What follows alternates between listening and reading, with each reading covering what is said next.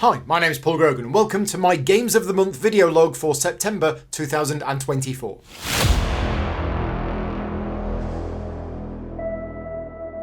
In this video, I'll be talking about all of the games that I've played over the last few weeks, as well as giving you a channel update and telling you what's coming up in the future. As always, these videos are not sponsored and all of the advertising revenue goes to charity. So a huge thank you to all of my Patreon supporters for making these videos possible. And if you want to support me directly, you can do so at patreon.com/gaming rules. So I'm recording this on Thursday, the 26th of September. I'm going to be talking about all of the games that I've played since the last video log, which was recorded near the end of August. So it covers a period from the 30th of August right to the present day, although I've not played any games today. But before we start, I wanted to say a big apology to the two games that I forgot to mention last month. So every month when I'm writing this video log, I sit down, usually the day before, sometimes in the morning, and I put together what I'm going to talk about in this video log.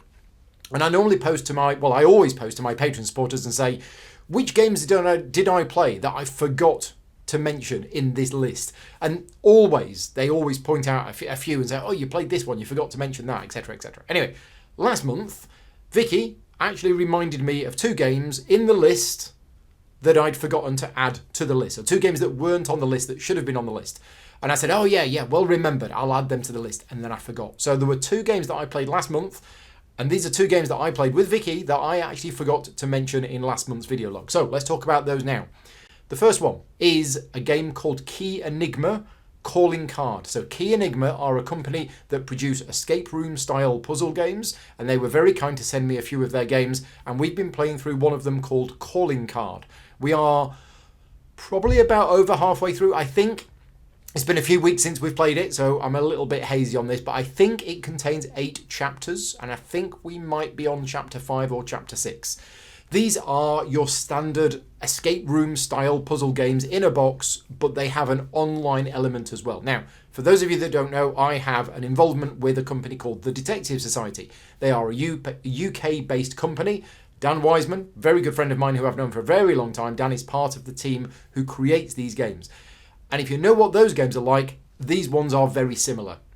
There is a physical component to the game where you will get some cool little bits, but a lot of the game is actually online, and this is done in a thematic way, so you are having to browse websites and various things like that. Now, one thing that this game does do, and I don't know if this is common across all of the Key Enigma games, but certainly the one that we played, is the online implementation. The online part of the game is quite high. So if you don't like that, you might not like it. We don't mind it at all. But it actually contains a section where you can phone people up. So instead of using your actual phone to phone people and send text messages to people, which is what some of the games do, you're actually using this sort of, a bar appears and you punch in the numbers and whatever. And you can actually type stuff and a computerized voice will read out what you're saying to them, and then you'll get a response back. So it's quite cool in a way. There are a few translation issues with the game, but it's only minor and it doesn't get in the way. There is a help system and a hint system, so if you do get stuck, then that's pretty good. Anyway, if you like those kind of games, definitely check out the Key Enigma series. As I mentioned, I was given a free copy of the game, but I wasn't paid any money to play it or advertise it or anything like that. The other game is a game called Witness, or The Witness. Now, this is a new game that's come out from Deep Print Games. There are 3 boxes, each of which contain, I think it's 8 scenarios. And this is based on an older game, which I think was published by a French company, maybe about 10 years ago, which I think was called The Witness. Anyway, I was very much looking forward to this. This is a 4-player game only. You need 4 players. You can't play it with fewer than 4 players. And it's kind of like a deduction logical puzzle game. Now, those are the kind of games that me and Vicky really like. So, and if it's got some kind of like spy theme or detective theme or something like that, yeah, we quite like those kind of games. So I asked Deep Print Games to send me a copy of The Witness, and what they did is they sent me all 3 boxes, which I believe are out either now or they're coming out very soon. And they also sent me a demo scenario. So I've only played the demo scenario, which is, I think there are 8 cases in an actual box, and we played one demo scenario. I don't know how comparable that demo scenario is to one of the actual cases. Our experience was not great with the game, and it's put me in a bit of a difficult position because I was sent the copies of these games, and two of them are still in shrink. One of them I've opened to have a look at, and then we played the demo scenario. I don't think I'm going to want to play any of the other scenarios. So I need to speak to the publisher and say, look, do you want me to bring back these two copies that I've put that are still in shrink? Do you want me to give you these back because I'm not going to do anything with them? Or do you want me to donate them to a charity raffle or something like that? And with the one copy that's open, I'm actually going to put it in the GridCon library. Because although this wasn't a game for me, I think I know a number of other people that are going to really enjoy this game. So let's talk about what the game is, how it works, and why it wasn't for me. And this is because you basically have to whisper to each other. So what happens, if you imagine those murder mystery party games that you used to get where it would be, okay, it's the starter course and here's a little bit of information about your character and this is who you are, and you need to give some of this information to the other people at some point while you're having your starter and discussing it. Okay, and then when that's done, right, now here's the main meal, and while doing that, here's another list of information that you need to discuss. It's kind of a little bit like that, in that you get a bit of information, but you have to then whisper that information to the player to your right. And that information, you're looking at it and you're like, okay, you're not allowed to show them the piece of paper. You've got to remember what that is, and then you've got to whisper that information to the player to your right. Okay. Then what happens in round 2 is they whisper some new information to the player to their right, whilst also repeating the information that you've been given to them. And this goes on for 4 rounds. So it's a very short game. It doesn't take that long to play. But in each round, I'll like, right, I'm going to whisper something to Vicky because she sat to my right. So I'll be like, I'm going to whisper. I say, I saw a man in a black hat coming out of the cafe at 2 o'clock in the morning. Except you're whispering it because you're all in the same room together. So you're whispering that. Meanwhile, while I've done that, Sally's then whispering something to me. And then it's like, right, okay, so now I need to whisper to Vicky again, and I need to repeat what I said earlier, because she might have forgotten that, whilst also repeating what Sally said to me.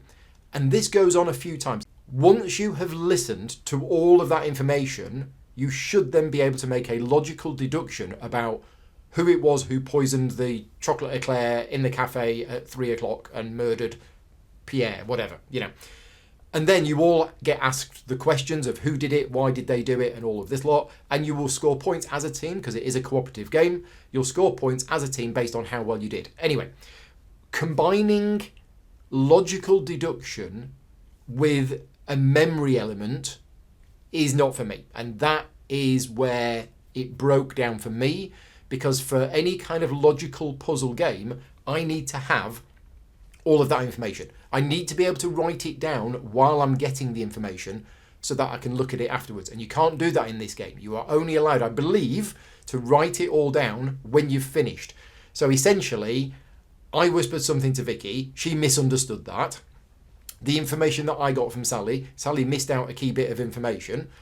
She was giggling a bit too much. It was a bit funny.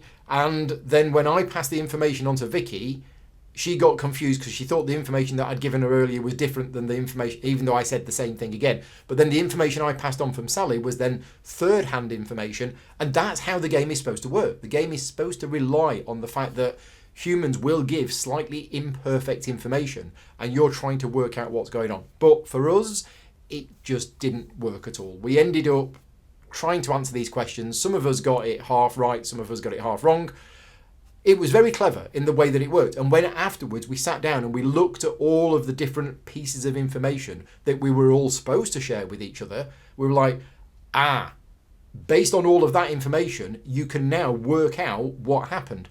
But the idea is you're not supposed to have all of that information. That is a game called Witness, coming from Deep Print Games. And yes, most of the times when I talk about games, I'm always really positive about games. So I'm glad in a way that I'm talking about a game that didn't work for us, because this is actually quite a rare thing on the channel. And as I say, I will be doing something with those games. And if you are coming to GridCon and that sounds like something that you would enjoy, it doesn't take that long for a game, borrow it. It will be in the GridCon library and you might really enjoy it. So moving on. 30th of August, I played 2 games of Nucleum using the new expansion, Court of Progress. One of them was live streamed. So if you want to see this, it's on the channel. It was a non-sponsored video from Board and Dice. Now, just want to preface this. Board and Dice are one of my regular clients, and in the month of August, I think I did 3 live streams for Board and Dice, 2 of which were sponsored. Nucleum was not. And the reason why Nucleum wasn't sponsored is because Board and Dice have a limited budget for promotional things like sponsoring playthrough videos and things like that. There was no budget for them to sponsor any kind of playthrough video for Nucleum Court of Progress, because it's the second expansion for a game, and they'd already, sponsored 2 of my videos in the month. But because I enjoy Nucleum as a game, I think it's a very good game. It's definitely in one of my top games of the year it came out. That I was like, well, I'll tell you what, if you sponsor those 2 videos, I'll do this one, and I'll do this one at no cost. So yes, Board and Dice are a regular client of mine, but that specific video was not sponsored. Now, Court of Progress is an interesting one because a lot of people are going to compare it to the Turmoil expansion from Terraforming Mars. And I'm saying this because I know that this is true, because a few people, when I posted about this game and this expansion and the fact that I was doing a playthrough on the channel, which if you want to go and watch it, it's there now, 30th of August, a lot of people went, this is just the equivalent of Turmoil, not going to buy it. Literally, as soon as they found out that the core mechanism for the way that this works is similar to Terraforming Mars Turmoil, and because they hated Terraforming Mars Turmoil, they were like, nope, not interested. And I get that. For me, who also, I don't absolutely hate Turmoil. There are parts of Turmoil that I think are okay, but there's a big part of Turmoil that I think is not okay. And Court of Progress uses the bit which I think is okay. Is it needed for Nucleum? No, it's not needed whatsoever. Does it change the game? Does it give some players a different focus? Yes, it does. The game comes with 2 new experiments. However, one of those experiments you need to play with the Court of Progress. So if you're just going to buy this expansion for the new experiments, you're only actually going to get 1 new experiment. Now, there is a variant, I believe, whether it's unofficial or official, that allows you to play with the other new experiment and just change a couple of the tiles so that you can still play it, but without the Court of Progress. But whether it's worth getting it if you're not going to use the Court of Progress, that's up to you. What I can say is that the designers have looked at it, are fully aware of Turmoil, fully aware of a lot of the negative feelings about Turmoil, but they did this anyway because they've done it right. I think that's my impression of the game. Anyway, if you want to see how the Turmoil expansion works, not the Turmoil expansion, if you want to see how the Court of Progress expansion works for Nucleum, that video is on the channel now. The next day, however, I went to a games day at the local Cranbrook Games Group, and I played 3 games. The first game was Black Forest, which I'm going to talk about later on, Wayfarer's Tale, which I'm also going to talk about later on, and Undaunted Callisto, which I'm going to talk about later on. So they're the 3 games that I played that day. And the first one of those I'm going to talk more about is Undaunted Callisto, because I learned how to play it on that Sunday, and then on the Monday, so this is on the channel now, this is a live playthrough of Undaunted Callisto. We had a practice game earlier on in the day, and then we did the live stream of it. Now, Undaunted Callisto is the latest game in the Undaunted series. This was a sponsored video, just so you know, full disclosure here. Thank you very much to Osprey Games for supporting the channel and sponsoring that video. But it is the next game in the Undaunted series, which has all been World War II games so far. This one takes us into the future because it's Undaunted Callisto 2200, where we're fighting on one of the moons of Jupiter. And it's more of the same, but different. Every single game in the Undaunted series has introduced some new tweaks and everything else to make it work. And the tweaks with this game are that the map is not a modular map. It is a fixed map for each individual scenario. There are 8 scenarios in the game. There are mechs and there are elevation rules. So if you're fighting and your opponent, your target is higher than you, you're going to get a negative penalty. And if they're lower than you, you're going to get a positive penalty.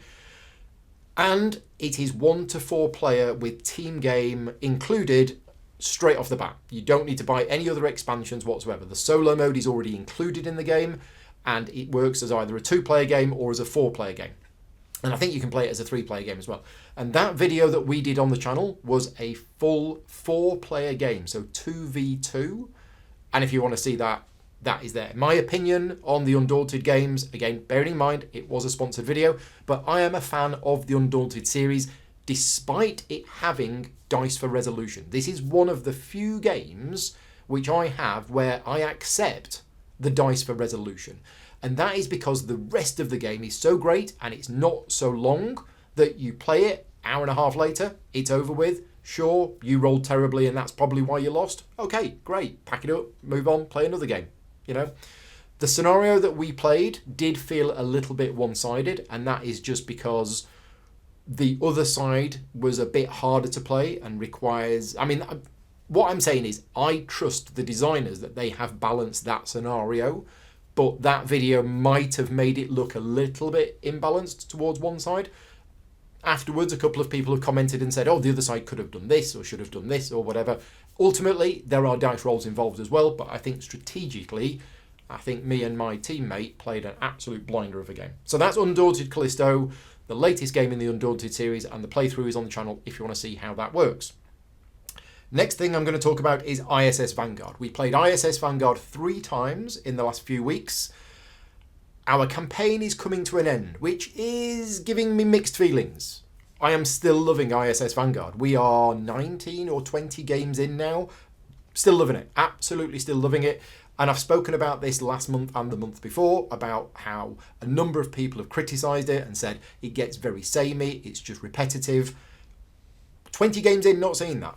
Not seeing it at all. Now, I accept other people's points of views sometimes, and I can see why there may be a feeling of it being repetitive, because you go to a location, there is a dice check, you roll some dice, you're trying to get certain symbols. If you get the right symbols, you progress, you move on, etc., etc. I said all of this last month, so I'm not going to go into the same details again, other than we've played it 3 more times, still loving it, still loving the story, still loving each individual adventure. And although you might be playing the same game mechanisms, the game still feels fresh, because every time it's a new challenge, it's a new environment, it's a new story and a new thing what you're going to do. One thing that I do want to talk about though is one of the scenarios that we played was what's called an operation. So an operation is a standalone scenario that you can play as part of the campaign, but you could also play it just as a one-off game. You could just say, I tell you what should we do today? Should we just play a one-off game of ISS Vanguard? And it's a self-contained specific scenario. Now, what I will say is, if you don't want any spoilers, check the timestamps of this video. There should be a little bar and you can click ahead and skip what I'm about to say about ISS Vanguard, because potentially there are some spoilers here. So this is your final warning, a little bit of a spoiler. Right. This scenario that we played, or this operation, was a solo game only. And we were like, well, there's 3 of us. I've driven all the way to Rick's house. Victoria's made me a cup of tea. We've had a piece of cake. What are we going to do? Are we going to skip? Are we going to say we'll skip this and do a different scenario? Because this is a 1-player scenario. So what we did is we played it.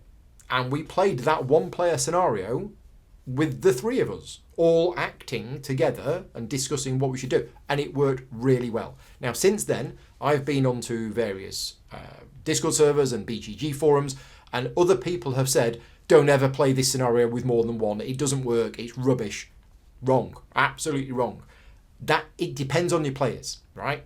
If you are the kind of people that don't mind playing a two-player solo game where you both sit there and you discuss what you should do, and then the one player does it, then you're not going to have a problem. This scenario might possibly be the best scenario that I've played from ISS Vanguard. It was brilliant. The story was great. Everything that you did in the game was great. I just absolutely loved it. As a one-off scenario, it was really, really good. Except it was too hard. And this put a little bit of a downer on it, because the premise of this scenario, the way that this scenario played out, everything about it was fantastic, but it was just too hard. And I kind of wish they would have said at the start, oh, you could play this on easy, medium or hard. If this is the first time playing it, maybe you want to play it on easy, because the idea of these operations is that I think you can replay them as a one-off game, and I really wish. So what we ended up doing is we ended up fudging things. Otherwise, we would have got about halfway through, maybe 2/3 of the way through, and just died. So we ended up fudging it, because otherwise we'd have said, okay, dead, that's it, scenario over. We would have never finished it. We'd have never gone back to it. We'd have missed out on the story. So we did just fudge it in order to complete the scenario, which feels a little bit cheaty, but yeah, the scenario itself was really good. I don't want to say too much more about it because of spoilers, but if you have played that particular scenario, please let me know what you thought of it. Our ISS Vanguard campaign, as I mentioned, is nearing the end. We have 4 sessions left. The aim is to get it done before GridCon, which is happening around the middle of November. We have 4 sessions left.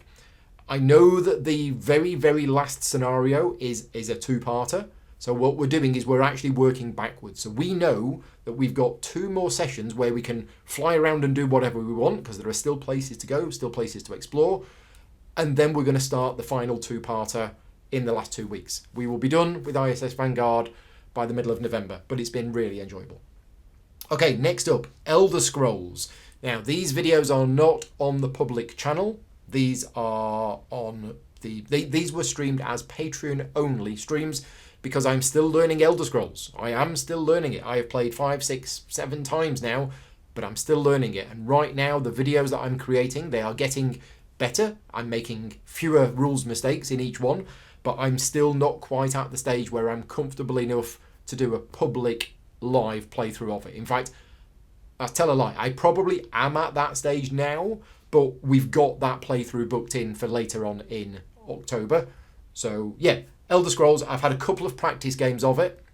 I've had a 3-player game, and then I've had a 2-player game, and it's still fantastic, and I'm still loving it, and there will be a playthrough coming to the public channel near the end of October, and I hope you find that useful, and it will help you learn how to play the game.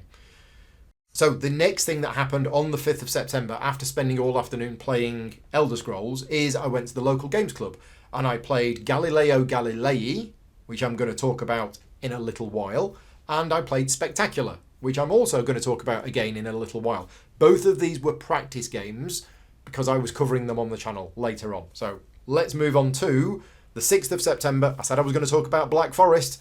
This is the point we're going to talk about Black Forest. Now, please bear in mind, Fuelandspieler did sponsor my Black Forest playthrough, so a big thank you to them for supporting the channel. And we played Black Forest twice that day. So I'd already played the game at UK Games Expo, and I think I spoke about it in my vlog that I recorded after UK Games Expo. Then I played it on the 1st of September at that Sunday Games Day that I mentioned, and then we played it twice that day. The first one was a learning game in the afternoon, or well, not a learning game for me, but a teaching practice game for everybody. And then on the 6th of September, and this is on the channel now, live playthrough of Black Forest if you want to see how it plays out. I really like Black Forest. I went into Black Forest thinking this is going to be another big, heavy, meaty Uwe Rosenberg game. And I remember when I was discussing with Fuelandspieler about how much it would cost them to sponsor the playthrough video, and my costs are based on the length of the video. And we priced it up based on it being a 3-hour video, because I thought, right, new big heavy Uwe game. And it's not. This is, you can probably play a 4-player game of this in 90 minutes once you know the game. I think that live playthrough for us may have been closer to 2 hours because there was a teaching element to it as well. But this is a fairly streamlined game. And the one reason why I like it, well, not the only reason I like it, but one of the reasons why I like it is every time I've played it, which has been 4 times now, I've come out of it and gone, this was a low overhead rules teach. This is a pretty simple game. You move around, you spend provisions to move around, and you then do actions where you end up. Right? This isn't a complicated game. There's lots of different buildings that you can build, so there's lots of different things you can explore and things to do, but the core mechanisms of the game are actually relatively simple. And I like the Uwe Rosenberg games. I like the fact that you've got this domain and you're clearing the forest and you're building a pasture and you're putting cows in it, you know, that kind of thing. I like that. So yeah, Black Forest, the playthrough is on the channel if you want to see how that plays. It is coming out at Essen. I don't know if it's actually available anywhere else right now, but if not, it should be available soon. Fuel are the original publishers of the game, and I believe, correct me if I'm wrong, but Capstone Games are doing the publishing in the US.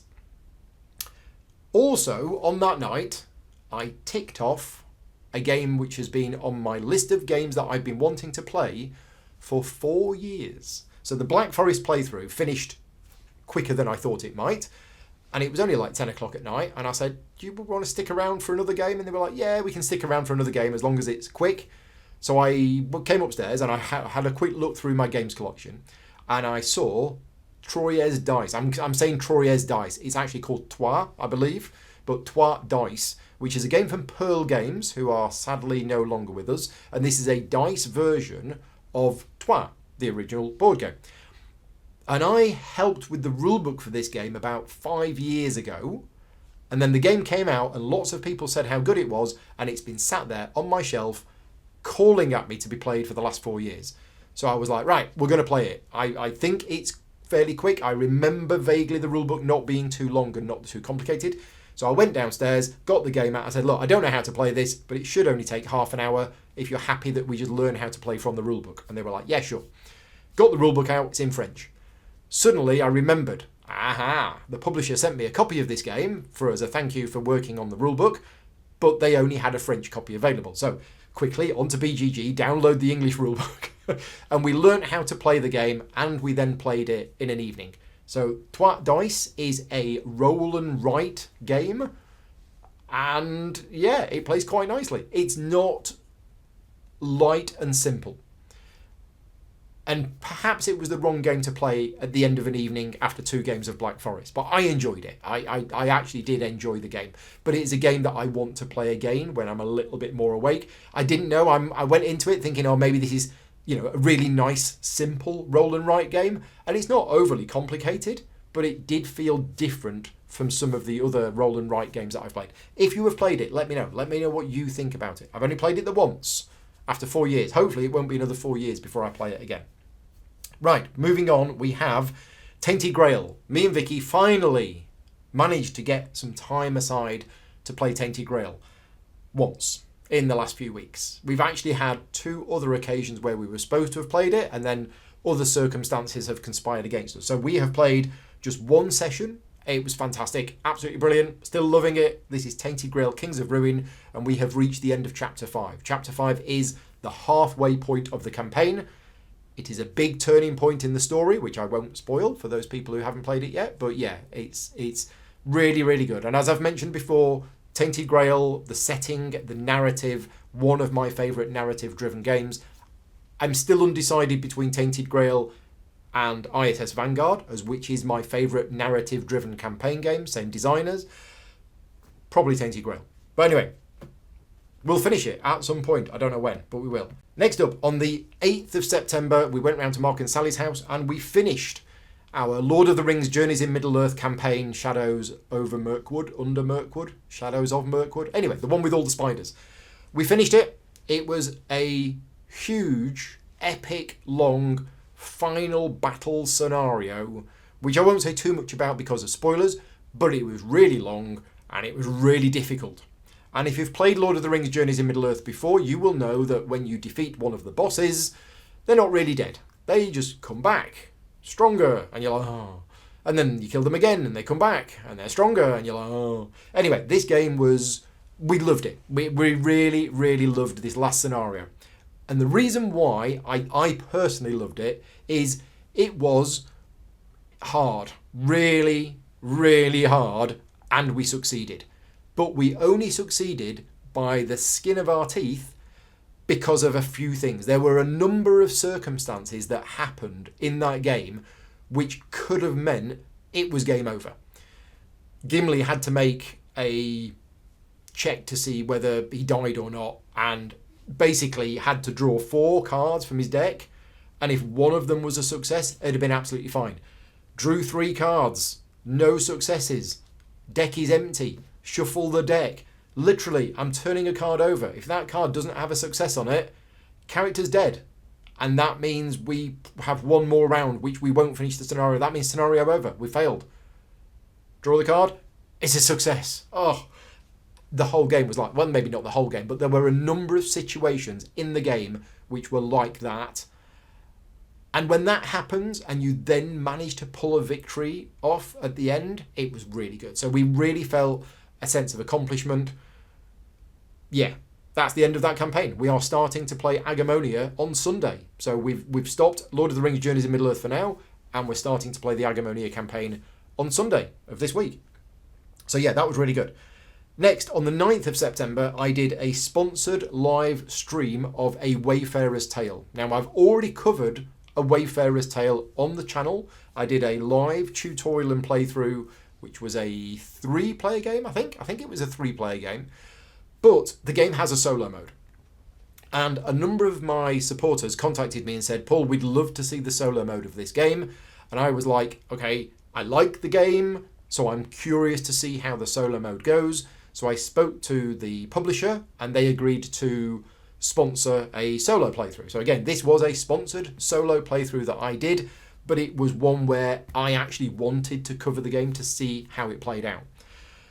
And if you, talking about tense games, even if you don't like this game, and even if you don't like board games at all, I would recommend going and watching that video. I'm not going to spoil how it ended, but it was extremely tense, and maybe just watch the last half hour of the video if you want to. But yeah, wow. Putting that aside, did I enjoy the solo mode of the game? Again, bear in mind it was a sponsored video, just so you know. I did enjoy the solo game, and actually I felt after that, certainly after that game, the game had more depth than I originally thought it would from reading through the rules and also playing the multiplayer game. Because ultimately, you roll some dice, and then you choose some of those dice, you choose one of your companions, and you choose where to draw a line on the board. That's the game. And I thought, this is actually relatively simple. But the solo mode works really well because the decisions that you have to make in the game, there are decision points in the game. There are decisions that you have to make in the game which are important. So yeah, I thought it worked really well. Okay, so then 4 days of games. Stevie came over to visit. Stevie is a friend and patron supporter of mine who lives in Helsinki. And he said to me, Paul, if you manage to get the opportunity to cover the new Stefan Feld game, Civolution, on your channel, I will fly over and play it with you. That was about 10 months ago, I think that he said that. Skip ahead, 10 months later, I've organised a live playthrough of Civolution. But if Stevie's coming all the way from Finland to come and see me, I'm not just going to say, hi, play one game, bye. I'm like, no, I'm going to organise a games day. And in fact, let's make it 2 days. No, let's stretch it to 3. Oh, and you can come a day earlier. Okay, we'll make it 4. So, yeah, 4 days of gaming happened. And here's what happened on those 4 days. First of all, Stevie arrived on the Thursday and we spent all day, all afternoon, all evening playing Elder Scrolls. Again, if you are one of my patron supporters, that video was live streamed, so you can watch it if you want to. That was another practice game for me, and that was Stevie's first exposure to the game, because he basically said, oh, I'm interested in Elder Scrolls, and I'm like, okay, yeah, we'll play that. So we spent all day Thursday playing that. On the Friday, I did something that I've never done before on the channel, and that is a live stream of me playing Netrunner. Now, Netrunner originally came out in 1996, designed by Richard Garfield, same designer as Magic the Gathering, and it was an extremely good card game that is one of my favourite card games of all time, and I've been playing it on and off since 1996. Fantasy Flight Games picked it up and rebranded it as Android Netrunner, and they supported it for many years and it became very, very popular.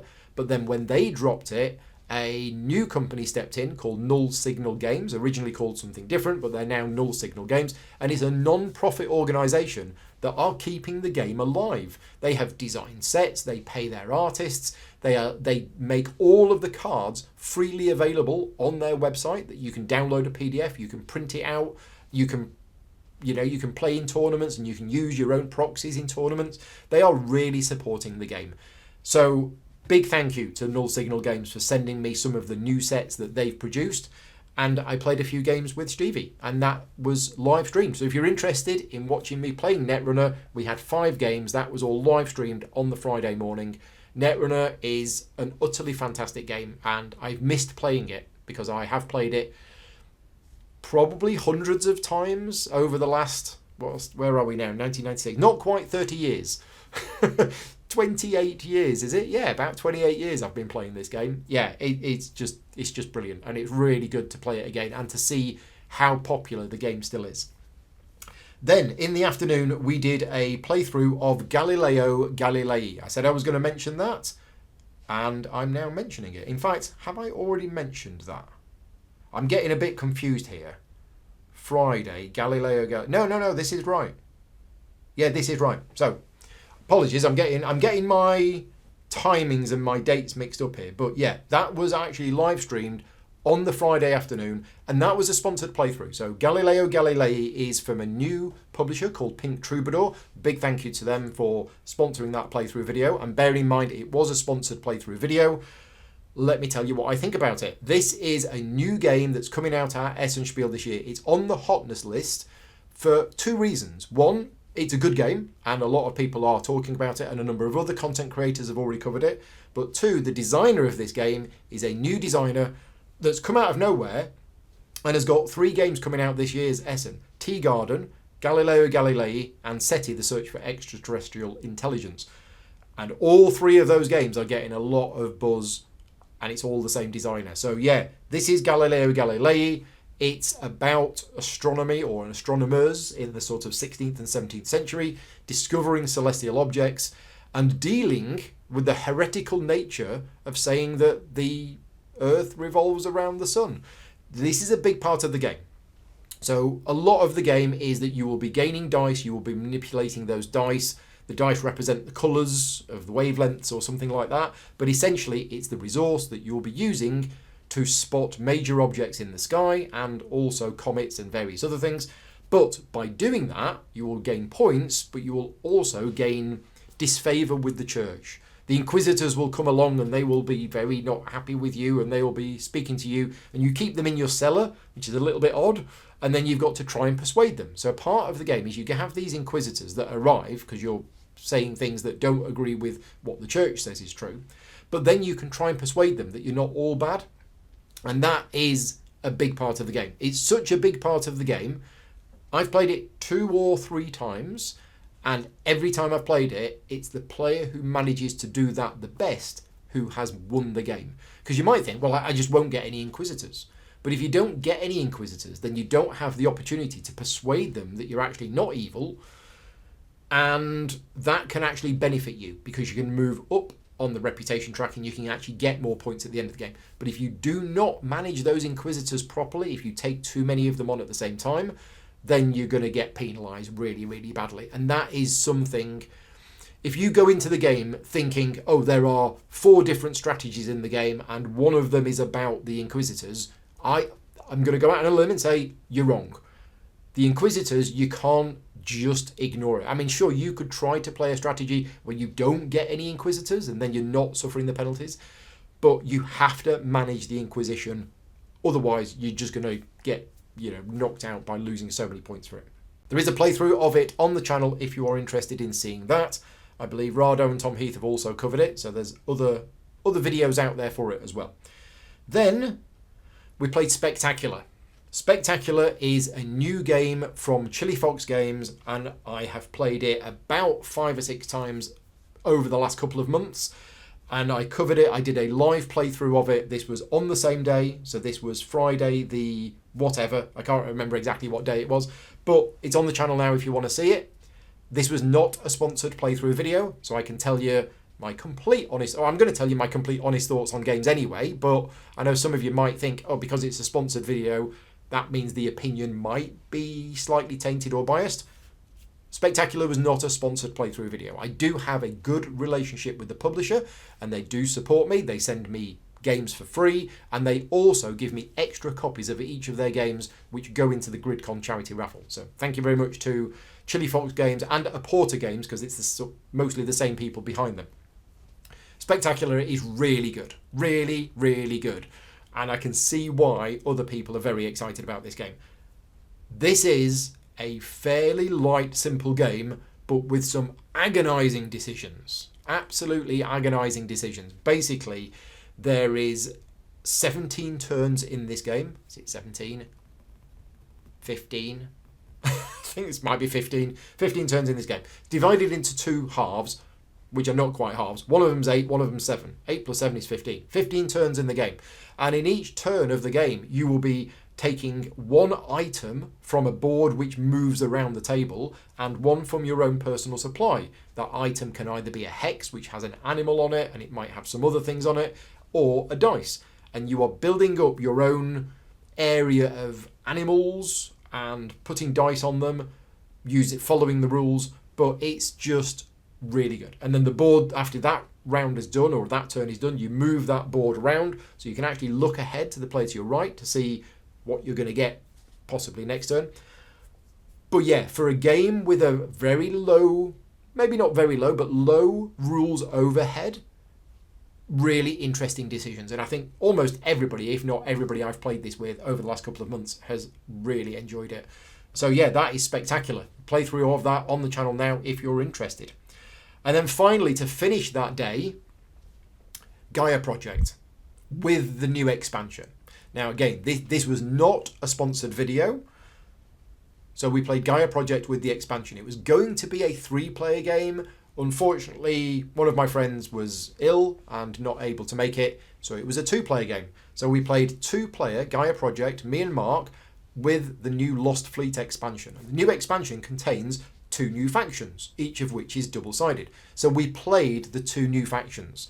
Now, I love Gaia Project. For those of you that have followed me for years and years and years, you might be thinking, Paul's never mentioned Gaia Project before. Well, I played it once when it came out and then didn't play it again until a couple of months ago. And since then, I've probably played it about 10 or 12 times on Board Game Arena and 2 or 3 times physically. I think Gaia Project is an amazing game, and I kind of always knew it was an amazing game, and it was one of those games that I know is very, very, very good. I just don't have my own copy of it. I now do have my own copy of it. Thank you very much to the publisher for sending me that. And yeah, Gaia Project is amazing. Do you need the expansion? No, you do not need the expansion whatsoever, because Gaia Project is an amazing game. Doesn't need an expansion. But the expansion's nice. And the way that it works with these 2 new factions, because the base game came with 7 factions and there's already 7 different colours of planets, so how do you introduce a new factions? Well, you've now got 2 new different types of things. You've got asteroids and you've got these proto-worlds. And the way that the board is constructed is different, so you end up with these extra places in between the other sectors. And the way that it works is really interesting and really clever, in that the conversion cost to terraform these planets is different, and that's decided at the start of the game before you choose your factions. Anyway, the playthrough is on the channel now. If you are, I'm curious, this is a question that I've got for you. If you are a fan of Gaia Project and you are not going to buy the new expansion, I want to know why. Because everybody I've spoken to who is a fan of the game, the expansion is a must-buy. Not because it's needed, not because it fixes any issues with the game whatsoever, just because most people who have Gaia Project love the game and therefore will want more stuff for it. But yeah, if you own Gaia Project and you like it and you're not going to buy the expansion, let me know why, because I'm curious about that. That was the end of the second day of the 4 days of gaming. The next day, about 8 or 9 people came round. I think we had about 10 or 11 people in the house. And the first thing we did was we played Shackleton Base. Now, this was live streamed for my Patreon supporters only because it was a learning game. I'm actually going to be covering Shackleton Base on the channel tomorrow night as I'm recording this. But as you're watching this video log, it will have already happened. So If you're watching this video over the weekend, then on the Friday just gone, I have done a live playthrough of Shackleton Base. But that was a practice game, so it was live streamed as a kind of behind the scenes thing for my Patreon supporters. And I'm going to be covering that again tomorrow night. Not tomorrow night. Yes, tomorrow night. I won't be doing another video log until the end of October, so I can tell you what I think about Shackleton Base now. Bearing in mind, the video that I'm doing tomorrow night is a sponsored playthrough. Thank you very much to Sorry We Are French and also S.E.T.I UK for organising that and sponsoring the video.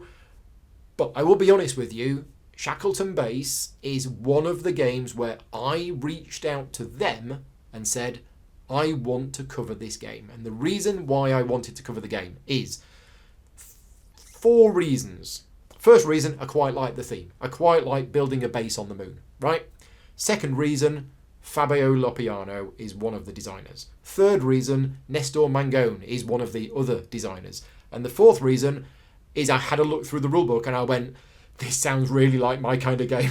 So I contacted the publisher and said, I would love to cover this game on the channel if we can make that happen. And we did. We did make it happen. It's happening tomorrow night. So bear in mind, I am being paid to create the playthrough video, but Shackleton Base, I think, is going to be one of the hits of this year. It's heavy, right? It is a heavy game. Some people might class it as medium to heavy. We're not talking Lacerda heavy here, but it is a heavy game. There is quite a bit of a rules teach up front, maybe 30 minutes, maybe 35 minutes, but it feels intuitive and some of the mechanisms are actually really clever. And one of the things that I really like about this game is it comes with 7 corporations and you choose 3 of them. Now, I've played this game 3 times already. I'll be playing it twice more tomorrow. I've only ever played with the 3 corporations that it recommends for your first game because I'm going to be doing a video. I want to show people what your first game is going to be like. But I've had a look at the other corporations and I'm like, ooh, these are interesting. So the fact that you choose 3 out of 7 corporations and that's going to change the way that the game plays, I really like that. But yeah, Shackleton Base, if you're interested, there will be a playthrough on the channel. Well, there will already be a playthrough on the channel by the time you're watching this video. Then, in the afternoon, the big one. Civolution, Stefan Feld's new civilization-themed game. Stefan Feld's heaviest game yet by quite a margin. I've talked about this quite a bit recently. I talked about this more in the Q&A earlier this week. But Stefan Feld games, most of them are all of a particular weight in terms of how complex the game is and how long they take to play and how much theme there is in the games. Most of his games are a 20-minute teach, 25-minute teach. Most of them will take 90 minutes to 2 hours. Most of them, there isn't actually much theme in how the game plays. And apologies, Stefan, if you're watching this or anybody who works on his games, but I love his games. I've got more of his games than anybody else's, but I don't find that there is much thematic connection to a lot of the mechanisms in his games. And then you have Civolution. Civolution, I'm working on the how to play video for Civolution at the moment. It's 1 hour 15 long, which is longer than Voidfall, and it's longer than Frostpunk. So does that mean the game is more complex than Voidfall? No, it's not. This is a really unusual one. Civolution is a heavy game. There are a lot of rules and there are a lot of things going on. But it doesn't feel like it's a heavy game. It's just there's so many different options. And each of those options needs describing in how it works. So yes, this is a heavy game, but I don't think it is. It's not heavier than Voidfall. It's not heavier than Frostpunk. It is easier to pick up. It's more streamlined than them, even though my how to play video is going to be 1 hour 15 minutes long. To be fair, I go into a lot of detail and I actually cover a lot of things in the video which I didn't cover in the other video. So this is what I'm saying. If we look at my how to play video for Frostpunk, I don't cover each individual building and how it works. I just say, go and look at the appendix. In Civolution, I have made the decision that I'm going to cover everything. So I go into all of the detail about all of the modules, how all of the upgrades work. I go through every single site in order and explain how each one works. So I've decided to really go for it with that video. Anyway, the how to play video should be coming in about 3 weeks time. I am still working on it. I'm not going to get it finished before I go to Essen. I will get it finished at some point in October. But that video that we did on Saturday was a tutorial and playthrough. So it was a playthrough video of the game where I will teach you how to play while we play. I do not do a full rules teach up front because I don't believe that that is the right thing to do for a live playthrough when I can help it. Certainly not for a really complex game like that. So the 3 people that played the game, which was me, Stevie and Chris, we'd all played the game multiple times before. In fact, Stevie and Chris had played it the Friday night while I was up here playing Gaia Project. So we were all used to the game, we all knew the game, and we did that. Now, that was a sponsored video, so full disclosure here, I am being paid by Pegasus Games North America in order to create the how to play video for the game, and I was paid by Deep Print Games to do the tutorial and playthrough video. So I am professionally involved in this game. But this was my number 1 game of this year. Then it became my number 2 game of this year because Galactic Cruise, I think, is the better game. But then somebody told me that Galactic Cruise might not actually be out until 2025. At which point, Civolution is back to being my number 1 game of this year. And again, I'll say, again, full disclosure, I am professionally involved in this game. I had nothing to do with the design, nothing to do with the development. I am being paid to create content for this game.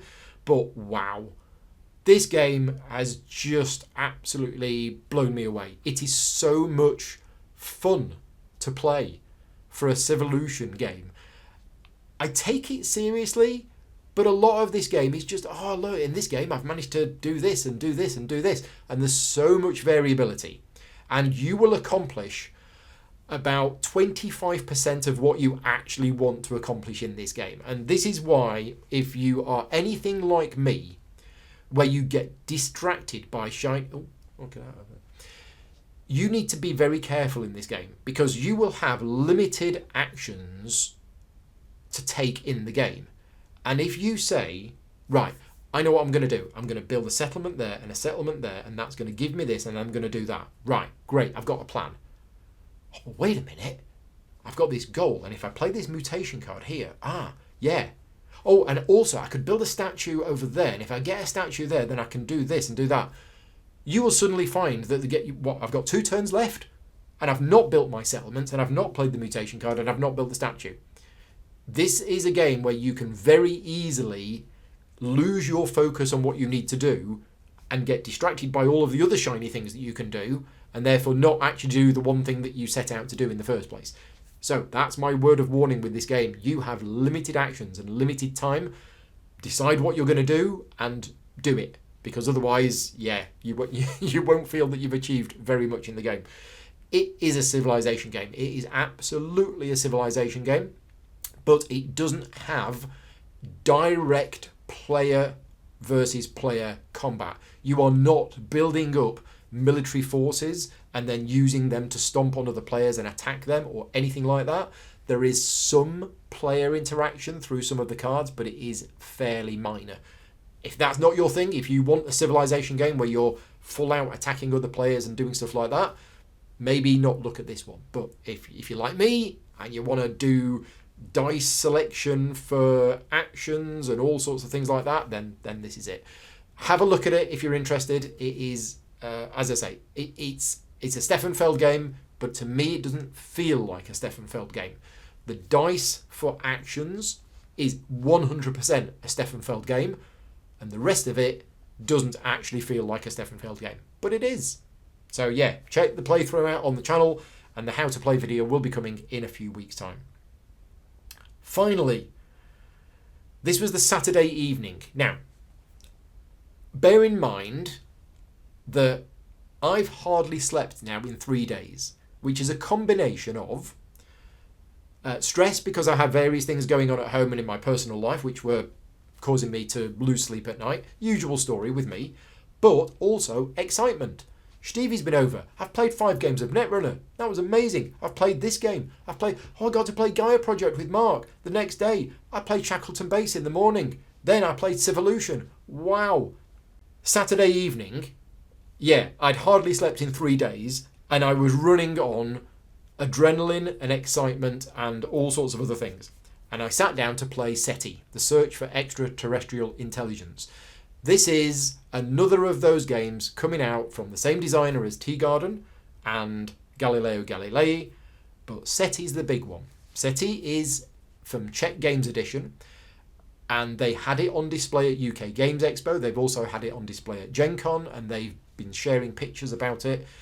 And everybody I know that has had any involvement with this game in terms of trying it out or looking at it or anything else has said, this game is going to be brilliant. So many people have said this. Now, it's Czech Games Edition, and whilst I no longer do the same amount of work that I used to with them, I'm still friends with a lot of them there, and I have a huge amount of confidence in their ability to both design, develop, and produce games. Just everything that goes into it, from the production of the pieces to the rulebook to the overall presentation to the game balance.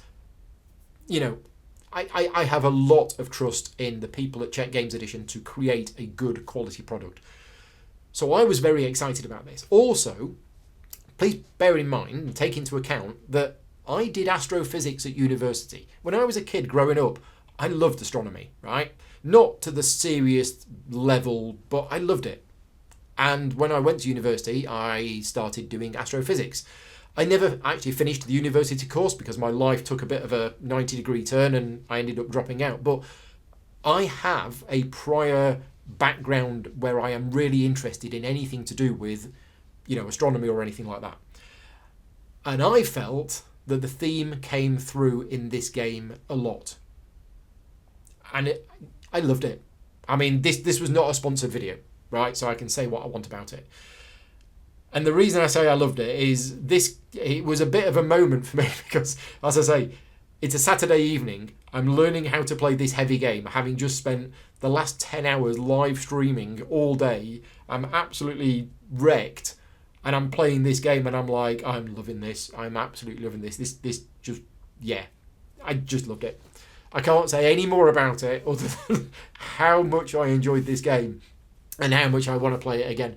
The game was just fantastic. From the theme of the game, what you're doing in the game, the way that the mechanisms played out, the card play system was just brilliant. The way that the solar system revolved and moved, everything. It just ticked so many boxes for me. Now, saying that, I had an interesting discussion with somebody about a week later because I just said, I think the theme came through very strongly in this game. And somebody else that I spoke to said they didn't think it came through at all. And I'm like, this is interesting. Because ultimately, whilst you might, and I felt this in the game, this is cool. I've just built a probe and I've just launched it from Earth and it's travelling around the solar system and I've just managed to put it in orbit of one of the moons of Jupiter. That's cool. And then later in the game, I've launched another probe and I've sent it and it's stopped by this comet and I've, seen the comet and taken some photos. And then it's gone to one of the moons of Mars, Deimos I think it was, and I've actually landed it. It's a probe. It's landed on the planet, on the moon. And the only reason I was able to do that is because I've developed the technology to be able to land my probes on moons. Great. So I was feeling that there was a really good thematic connection. But ultimately, what did landing on the moon do? Oh, it got me 21 points and a move up a track. So if you're not interested in the theme, and this is actually a much, much bigger discussion about theme in games, which we're not going to have at this point, but because I was predisposed to liking this theme, I think I felt the theme came through more than perhaps it actually did, because ultimately I developed a piece of technology that allowed me to land on a moon. I moved my little piece on the board, I landed on the moon, and I got 22 victory points. Or whatever. And if you're just a Euro gamer who doesn't really see the theme, you might have just thought, well, the big board, I'm looking at it going, oh, there's Jupiter, there's Mars, there's this. Other people might be going, yeah, that's a space worth 17 points. There's a space worth 5 points. There's a space that moves you up on a track. Yeah. But anyway, I felt the theme came through. And yeah, I really enjoyed playing it. It's CGE's new big release for this year. It will be on sale at Essen Spiel. And I'm actually running a contest. So if you want to win a copy of S.E.T.I, the contest hasn't closed yet, but it will be closing soon. Go and check out my video that I did. It is currently, as at the moment of me recording this video, the only playthrough video for that game, which is on Board Game Geek. So go and check it out. In the description of the video, there is a link to a form, and you could win a copy of the game. Thank you very much to Czech Games Edition for supporting the channel. As I say, it wasn't a sponsored video. I didn't get paid any money for creating that video, but I wanted to cover it because the game looked great, and it was. Okay. Moving on, I've got this down as Sunday because technically it started on Sunday.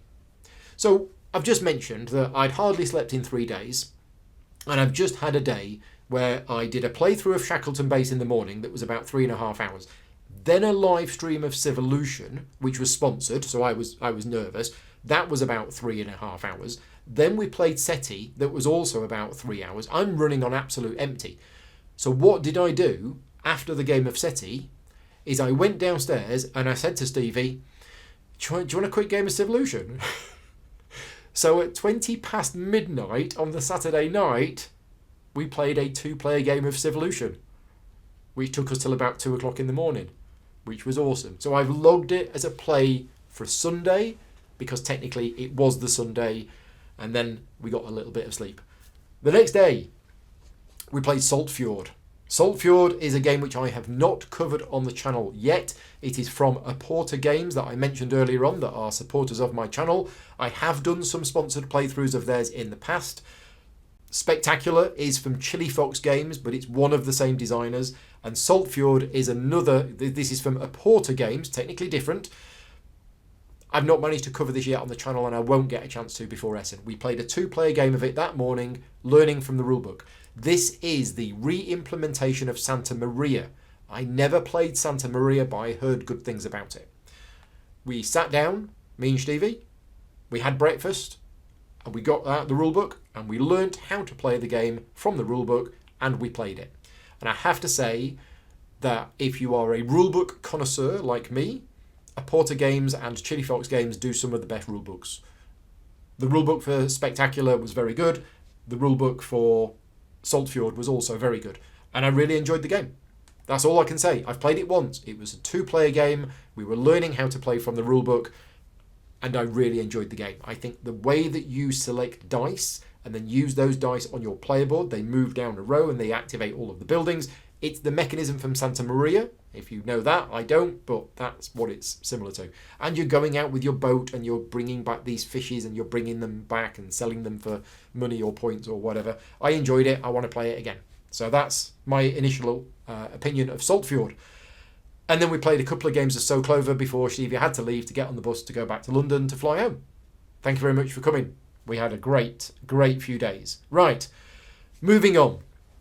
Primal the Awakening. I've played this 4 times in the last month. Twice on the 17th with Rick. It was a 2-player game. We played it twice.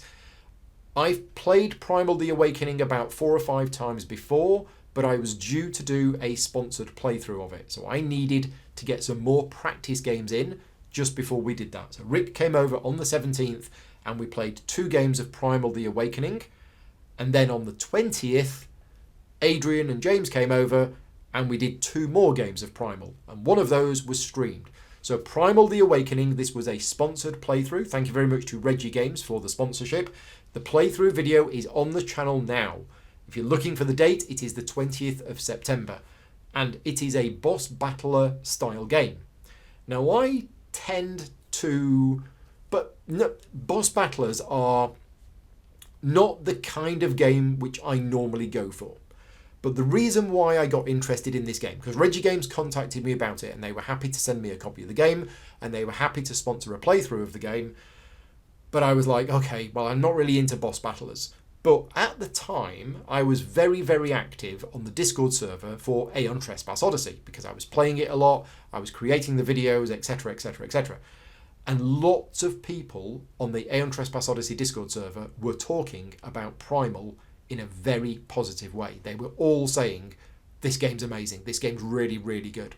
So I said to them, I have the opportunity for me to cover this game on the channel, and I'm really tempted to say yes, because you guys are all saying it's really good. And they said, yeah, Paul, you should definitely cover it on the channel.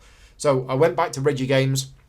Reggie Games kindly sent me a full all-in copy of the game with all of the expansions and all of the sleeves and everything else, which I didn't need.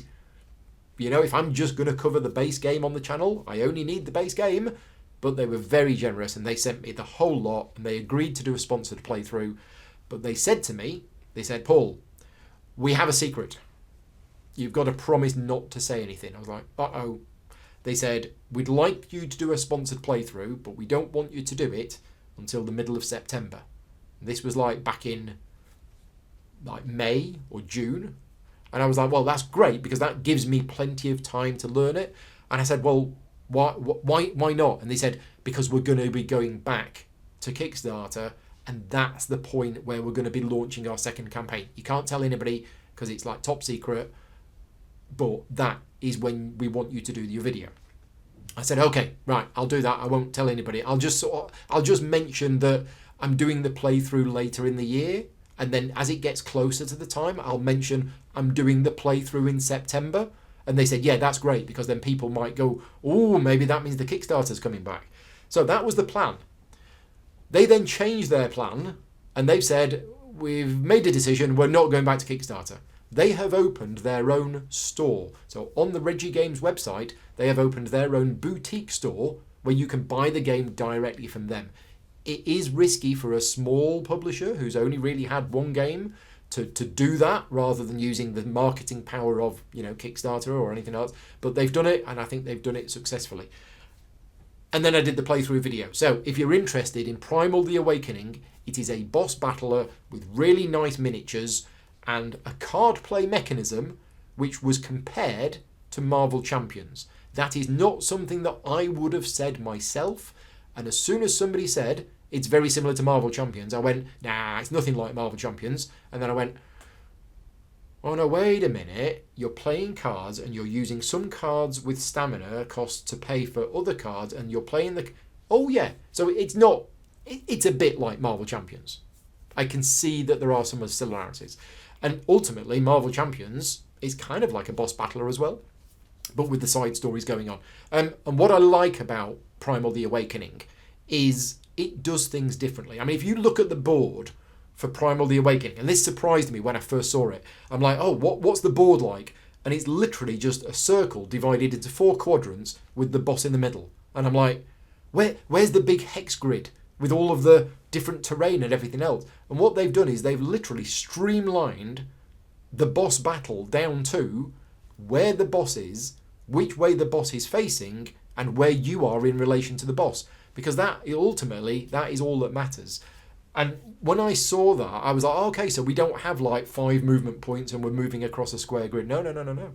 And the other cool thing about Primal the Awakening, and if you know the game, everybody says this about it, but the monster doesn't get a turn. So in almost every other game I've played, the players will have a go, and then the monster will have a go. But in Primal the Awakening, it's done in a different way. The monster has these behavior cards which are face down, but you see what's on the back of the card, and that indicates the way that the monsters will react to the decisions that you make in the game. So you can see, oh, there's a red card there, right? That means if I play a red card, which I really want to do, it's going to react. It's going to do that. And then once you've played the red card and you've resolved it, you then flip over the behavior card and then it does something. Now, when you're first playing against a particular monster, it's a voyage into the unknown. You've no idea anything about this monster.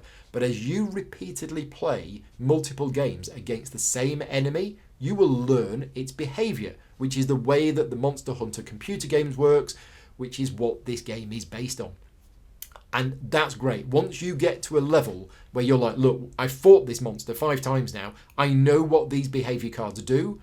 you can use that to your advantage. And you're like, okay, I know that when we hit it in the side, it's going to turn that way and do this. Right, well, we want to cause that to happen. So I'm going to hit it in the side, then it's going to turn to face you. That means you can then hit it in the eye and you work together.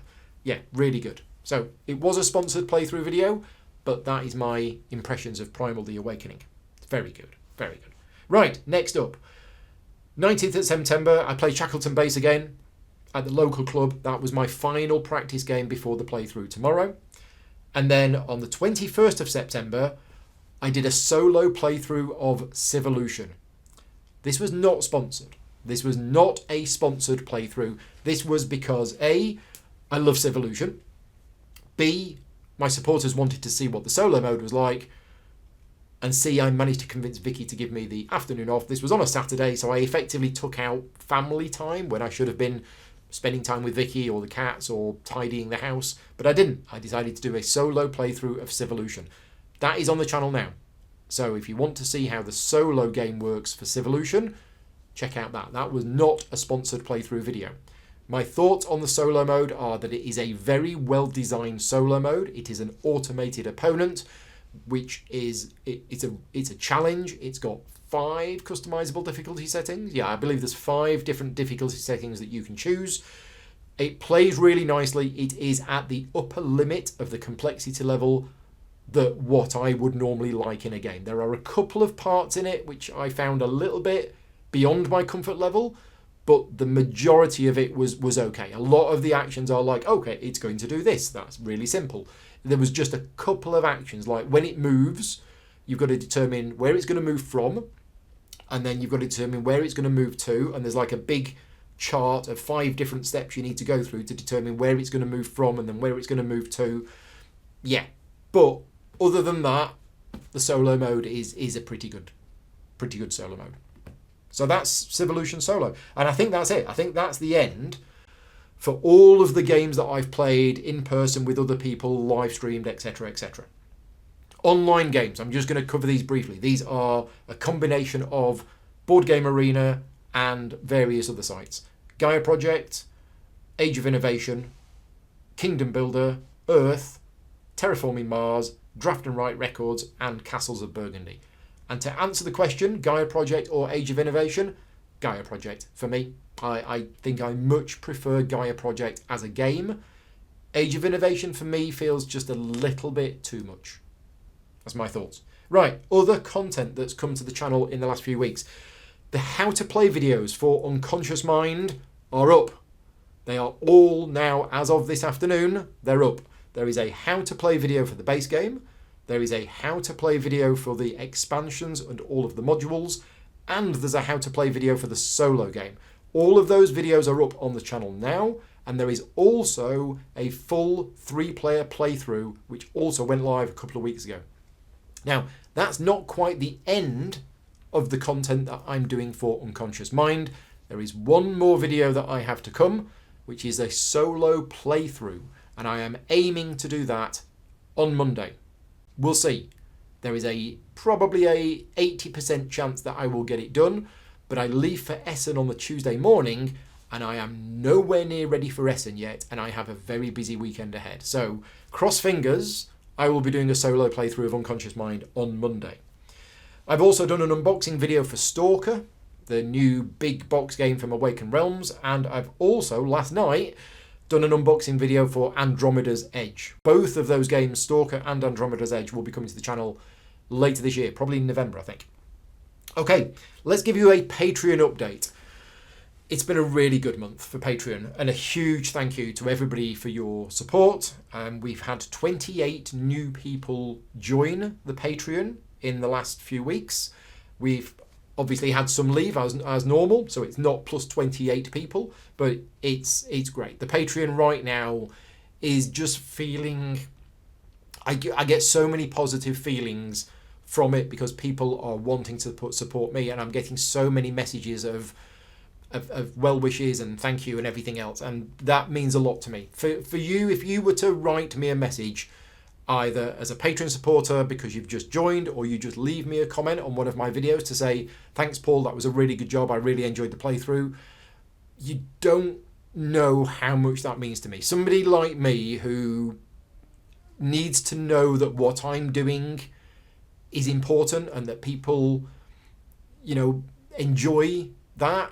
And every time I get one of those messages of thank yous or everything else, it really, really fills me with a really nice, warm, fuzzy feeling. And I've had a lot of that over the last few weeks, which has helped combat all of the negative stuff that's been going on. So yeah, big thank you to all of you.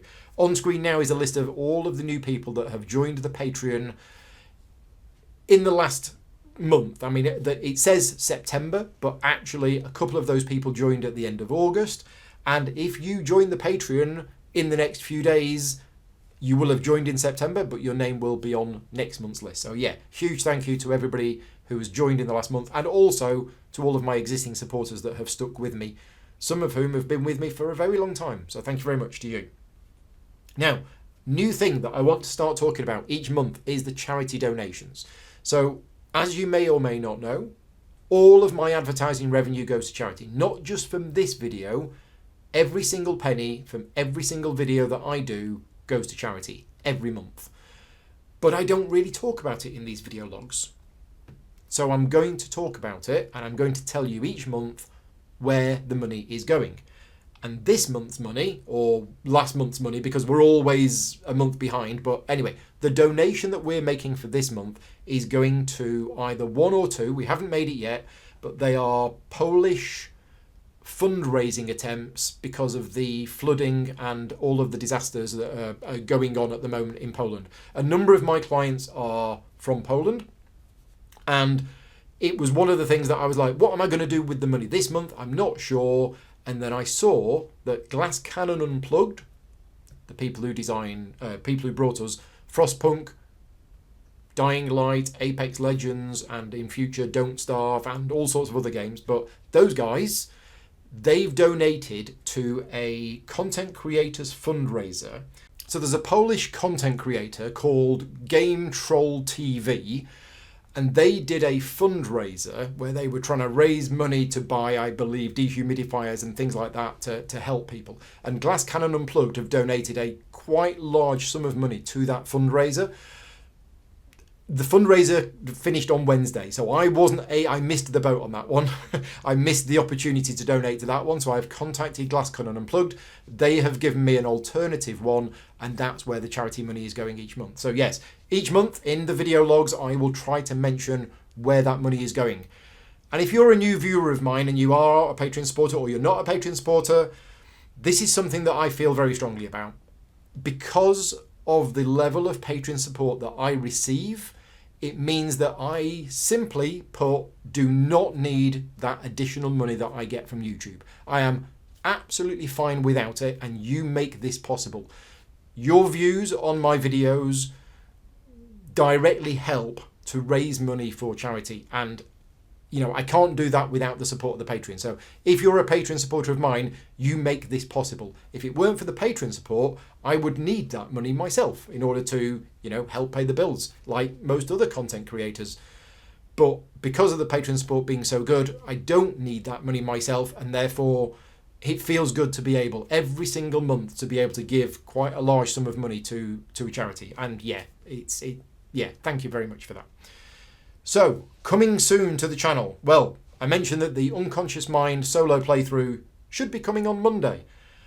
But also, Monday night, the evening before I go for Essen, where I should be counting my socks, I'm planning on doing a live show. This is a live pre-Essen show that is going to be with a number of other content creators who are all going to Essen, UK content creators that are all going to Essen, and we're all getting together. Well, not all of us, because Luke and Mark can't make it, but the rest of us are hopefully getting together, and we're going to do a live show on the Monday night talking about all of the games that we're looking forward to trying at Essen. Well, not all of them, because I think there's going to be 7 of us in this live show, and if we all spend an hour talking about our new games, I will miss my train the next morning. So that's hopefully happening on Monday night. Now, when I get back from Essen, here's what I've got planned. Friday, the 11th, Dranda Games are coming over. Simon from Dranda Games is coming over, and we're going to be doing a playthrough of Mutagen. Mutagen is Dranda Games' next game that they've got coming to crowdfunding. Simon's coming over, we're going to be doing a live playthrough of that. That's happening on Friday the 11th. I have a top secret playthrough that I'm not going to mention just yet. I have reasons why I'm keeping this secret. You're never going to guess what it is, but that's happening on the 18th of October. Then, the week after, I am doing a playthrough of World Order, the new game from the people who brought us Hegemony.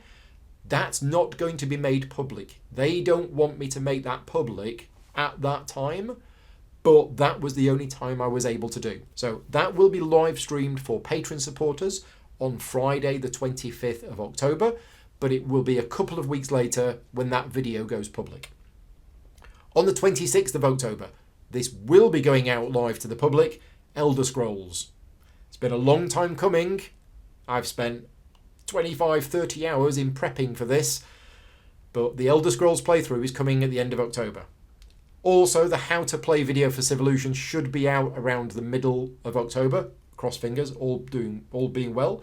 And I'm aiming to do that. All of that is sponsored. I believe all of those are sponsored. Yes, I'm aiming to do lots of non-sponsored stuff, but this will be based on your votes. If you are a patron supporter at producer level or higher, then when I get back from Essen, I will be putting up a poll of all of the new games that I've brought back, and you will be deciding in the order in which I play them. And I will try and get through as many as I can. Some of them will be solo playthroughs. Some of them will be friends that come over. Most of my Fridays are already busy with other things, so it will have to be afternoons, depending on which local friends are available. But I want to get in the rest of October, November and December. I want to get through as many of the new Essen games as I can. And yes, it will be your votes that will sort of decide the order of those. So let's talk about Essen. Well, I've been going to Essen for about 25 years. I've lost track. It's either 24 or 25 years. I'm a little bit of a veteran when it comes to Essen. It's very different now than it was then, and my role at Essen is very different now than it was then. But this year, for the first time, I'm going on the train. Never been on the train to Essen before, so Vicky's going to take me to Tiverton Parkway train station at 8:30 on Tuesday morning. And then I'm going with Davey from the Whose Turn Is It Anyway podcast, and we're getting a train to London. Then we get on another train which takes us to Brussels, and then we get on another train that takes us to Cologne, and then another train that takes us to Essen. I will be arriving very late on the Monday evening. Very late on the Tuesday evening. And then the Wednesday will be the setup day, and then we've got the 4 days of Essen. So where am I going to be? I am going to be demoing Galactic Cruise for Dranda Games in Hall 3 every day from 10 o'clock till 2:30. We are not taking bookings. So if you want a demo at that time and you want me to give you that demo, you need to head to the booth and stand on one of the X's. We're going to put some X's on the floor next to the table. And when one demo finishes, if you're stood on an X, you will get a seat at the next table. So we're not taking any bookings, but you can get a demo from me if you want to. The best place to come and see me, though, if you just want to come and see me and say hello and say whatever, thank you, and give me some cookies, the best time is not when I'm doing a demoing. Because when I'm demoing, I'm full on. And the amount of people over the years that have said, Paul, I wanted to come and see you and say hello, but when I came to the booth, you were literally talking and you were full on and I didn't want to disturb you. That is how it is. Now, if you do catch me when I'm just having a moment and you say, hi, Paul, just wanted to say hi, that's fine. I'll say hi, whatever. But if you actually want to sit and have a chat with me or anything like that, I would politely ask that you don't do it when I'm demoing, because I'm working. I want to be concentrating on that. And I want the players who are getting the demo to have a good experience. And I know in the past I've seen a number of people complain, not about me, but about other people doing demos, saying, oh, I got a demo from such and such a guy, and he just constantly kept getting interrupted by people wanting to come and say hello to him and everything. I think his name was like Stefan Feld or something or other. And so, I'm joking. So many people were coming up to him during the demo and saying, oh, and distracting him and talking and exchanging games. I don't want to do that. When I'm demoing, I want to give the people who I'm demoing to my full focus and attention. So yeah, feel free to stop by the booth, wave and shout, but I won't be able to have a chat with you. If you want to do that, the best place is the Meet and Play event. I will put a link to it in the description of this video, or if you're just watching this, just Google Meet and Play Essen 2024. It is an event which happens on the Saturday afternoon, which is in a private room just south of Hall 3. So you will need a pass. You will need a normal pass to get there. You don't need a special pass. You don't need to be a press or exhibitor or anything else. And I will be there from 3 o'clock till 5 o'clock. I will be there with a number of other UK content creators as well.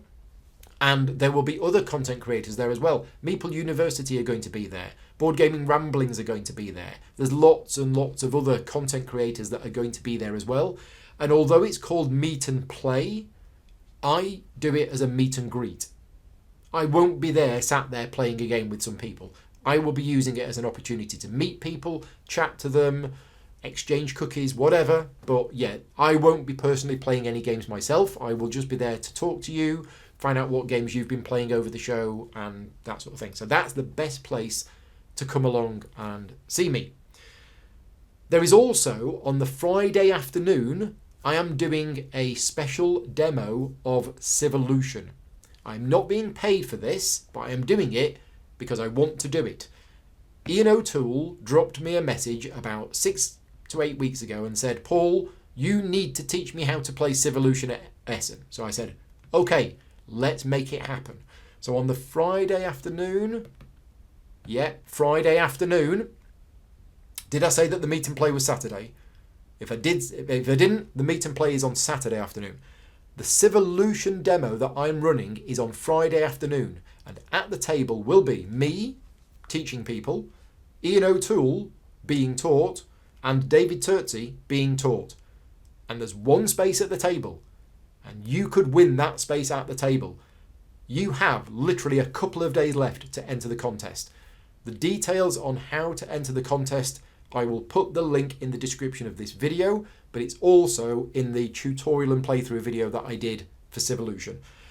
And I'm going to do the draw. I think I'm doing the draw on Monday, so you don't have much time. And one lucky person is going to get a seat at that table and get to play a game with Ian O'Toole and David Turtsey with me teaching them. So good luck for that. Games that I am picking up at Essen, and this is not the full list. Resafa, Sunavalo, Tea Garden, Galaxy Postman, Flatiron, the White Castle expansion, Daitoshi, Asian Tigers, Beyond the Horizon, and more, ... Every day I am having discussions with different publishers about games that I'm going to be bringing back. Now, I don't want to bring back too many. There is nothing worse for me than coming back with 40 new games and then we get to next summer and 10 of those games haven't been played. That gives me a huge amount of negative feelings. So I am not accepting every game that is being given to me. I am only accepting the ones which I hope I will be able to cover on the channel. There are certain other games which I am being given, but I have said specifically to the publisher that it will be unlikely that I will be able to cover this on the channel. But if you give me a copy of this game, I will put it into the GridCon library, other people can play it, and then next year, if I still haven't managed to cover it, I'll put it into the GridCon charity raffle. And 2 publishers this morning have said, that's fine. We are happy to give you these games.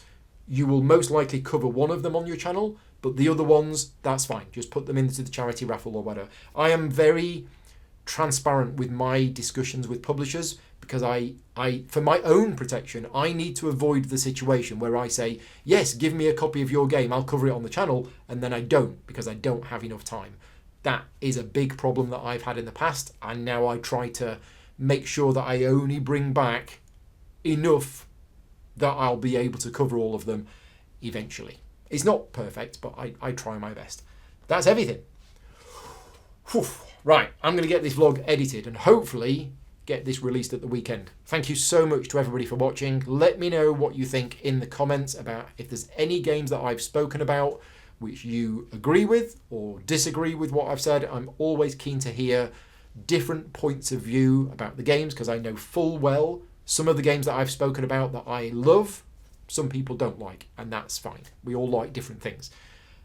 And a big thank you again to all of my Patreon supporters for making these videos possible. I've basically taken today off work in order to create this video, and because this video is not sponsored in any way, I'm only able to do that thanks to the support of the Patreon. So yeah, huge thank you to you for giving me the opportunity to create videos like that, like this and other videos as well. I'll see some of you in Essen, and I will be back at the end of next month for another monthly video log where I talk about lots and lots and lots of new games. Until next time, take care, and thanks for watching.